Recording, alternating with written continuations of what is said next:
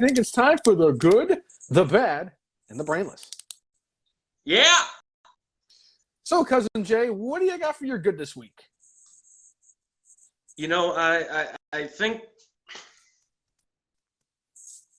there were some good things that happened. There was nothing that, at least for me, really like exceptionally stood out. But one thing that did make me laugh was Eddie Kingston quitting AEW in the way he did.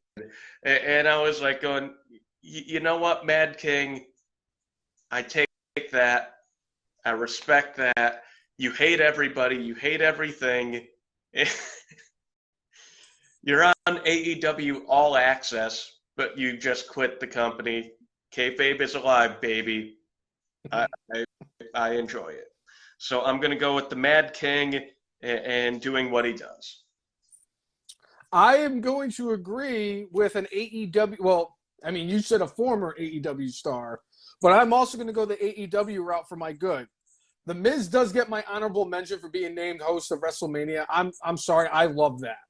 But Orange Cassidy gets my good for this week because not only was he successful in retaining the All Atlantic Championship in his match against Big Bill, and you can't teach that, but him and Danhausen later on showed up and won the tag team battle royal to be put into this match on Sunday. I am Orange Cassidy. I'm sorry, it's Orange Cassidy. And I am very happy that I get to say that. Yeah. Yeah? What's your bad? I'm going with Bill Goldberg saying that he is owed a retirement match from WWE. I know I don't know what's gone on behind the scenes and the things that he's agreed to. He has been well compensated, whether it's to win or lose. And as you said earlier, the run that they've allowed him to have, not only squashing Brock Lesnar, not only being able for him and Brock to redeem themselves for the terrible WrestleMania 20 match, he has held the championship a couple of times since he came back. They have done completely perfect by Bill Goldberg. And as much as I think he should be allowed to have like a farewell match where like we know ahead of time, yes, this is his last match. You shouldn't be demanding something from somebody who has paid you extremely well for the last decade. That's a hell of a call.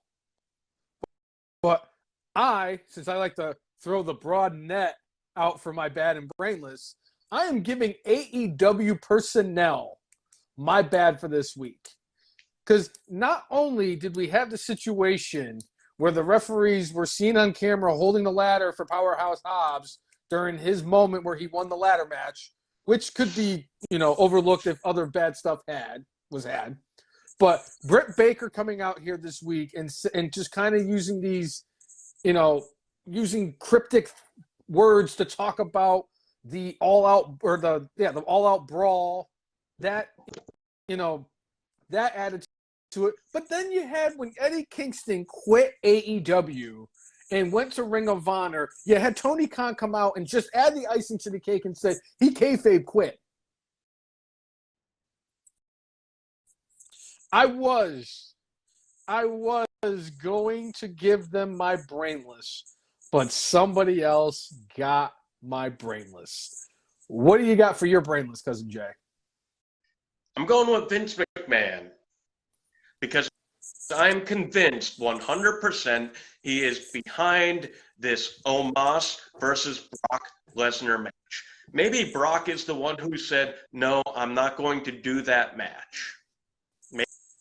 Maybe he did, but I have little doubt in my mind that Vince McMahon was behind him saying, Brock, don't take that match. I don't want you to go against that guy. I fired that guy because he's not good shit. I'm going with Vince because I believe Vince is why we are getting a nonsensical match in WWE these days where, for the most part, Triple H has made sense of stuff. This Omos match makes Vince McMahon sense. It makes WWE logic sense, because that was a hashtag that what was the thing? Hashtag WWE logic, aka Vince McMahon's brain. This feels 100% Vince McMahon brain, because it doesn't pass any smell test of what we've seen from Triple H in the last 6 to 8 months. Jay, I know that we've mentioned it before. I know you said you're going to do it, but I don't have the heart to do it. And I will say that I've actually lasted this long into 2023 without giving WWE booking my brainless. Because Brock Lesnar and Omos is terrible booking. Bobby Lashley and Bray Wyatt makes no sense. And then on top of it, when you have Triple H, who's in charge of creative, saying, hey, I want to have less matches at WrestleMania this year, upsetting a lot of people because they're not going to get that WrestleMania payday. Newsflash, you can save that.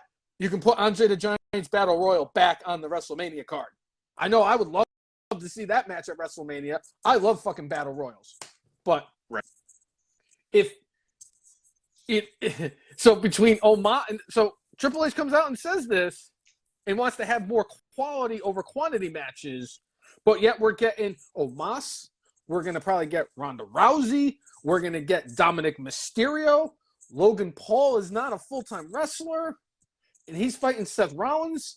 And it's like, on top of this, I cannot believe we've gone from Steve Austin and Brock Lesnar to Brock Lesnar and Omos. I'm sorry, Jay.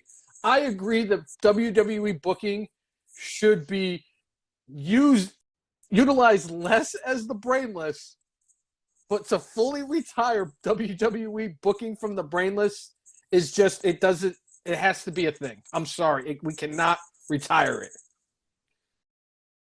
Just because Vince McMahon, as long as he is sucking air in this planet, WWE booking is always a possibility for brainless. Yeah? Yeah?